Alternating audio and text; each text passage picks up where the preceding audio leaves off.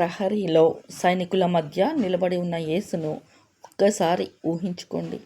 ఆయన సృష్టికర్త. కానీ ఒక సామాన్య దోషిలా ఎర్రని అంగీ ధరించి నిలబడ్డాడు.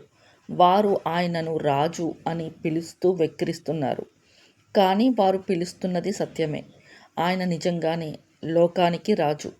మనకు పరలోకపు కిరీటాన్ని ఇవ్వటం కోసం ఆయన ముళ్ళ కిరీటాన్ని భరించాడు.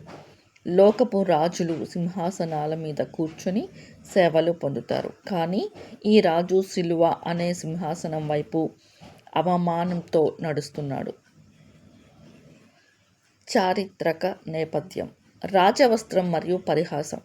రోమా సామ్రాజ్యంలో ఎరుపు లేదా ఊదా రంగు అనేది అత్యున్నత అధికారానికి, అంటే చక్రవర్తికి లేదా రాజులకు చిహ్నం. పిలాతు సైనికులు యేసును తీసుకువెళ్ళి ఆయన వస్త్రములు తీసివేసి ఆయనకు ఎర్రని అంగీ తొడిగారు. రాజ్య మకుటానికి బదులుగా ముళ్ళతో అల్లిన కిరీటాన్ని ఆయన తల మీద పెట్టారు. ఆయన కుడి చేతిలో ఉన్న రెల్లును రాజదండంగా పెట్టారు. ఆయన ముందు మోకరిల్లి, యూదుల రాజా, నీకు శుభం అని పరిహసిస్తూ ఆయన మీద ఉమ్మివేసి ఆ రెల్లుతో ఆయన తల మీద కొట్టారు. రాజులను పరిహసించడానికి వేసింది మాత్రమే ఆ ఎర్రని అంగీ కాదు. దీని వెనుక ఒక గొప్ప ఆత్మీయ సత్యం ఉంది. బైబిల్లో ఎరుపు రంగు పాపానికి గుర్తుగా చేయబడింది. మీ పాపములు రక్తము వలె ఎర్రనివైనవు, అవి హిమము వలె తెల్లబడును. అవి కెంపు వలె ఎర్రనివైనను, గొర్రెబొచ్చు వలె తెల్లనివగును. మన పాపాన్ని ఆయన ధరించాడు. ఆయన రక్తవర్ణమైన పాపాలను యేసు తన మీద వేసుకున్నాడు అనటానికి సూచనగా ఆయన ఆ ఎర్రని అంగీని ధరించారు. మనకు దేవుని నీతి తెల్లని వస్త్రం ఇవ్వటానికి ఆయన మన పాపపు అంగీని ధరించి అవమానం పొందాడు.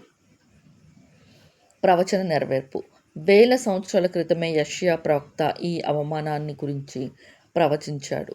నన్ను కొట్టువారికి నా వీపును, నా గడ్డము పీకువారికి నా చెంపలను అప్పగించితిని.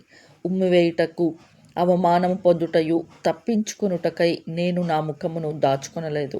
సౌందర్యము లేనివాడు ఆయన మనుషుల కంటే అనాగరిక పరుల చేత తృణీకరింపబడిన వాడిగా ఉన్నాడు.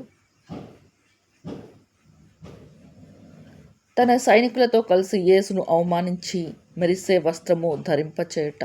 అప్పట్లో ఎరుపు లేదా ఊదా రంగు వస్త్రాలు రాజ కుటుంబానికి, ఉన్నత వర్గాలకు ఎంతో విలువైనవో తెలుపుతుంది. ప్రకటన 19:13. అంత్యకాలంలో ఆయన రక్తము చిలకబడిన వస్త్రము ధరించి దేవుని వాక్యము అనే పేరుతో విజయశీలిగా తిరిగి వస్తాడు.